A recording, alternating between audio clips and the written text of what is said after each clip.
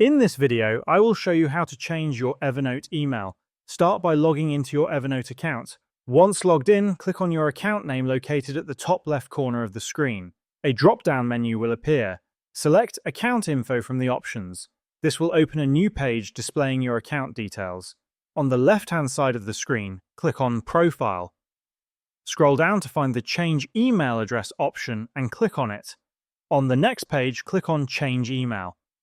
You'll be prompted to enter your current password for verification.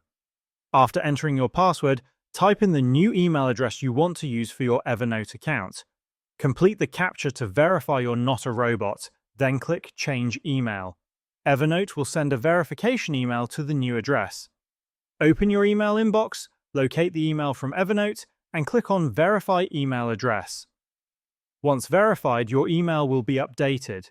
To remove the old email address, simply click Remove next to it and save the changes. This is how you can change your Evernote email.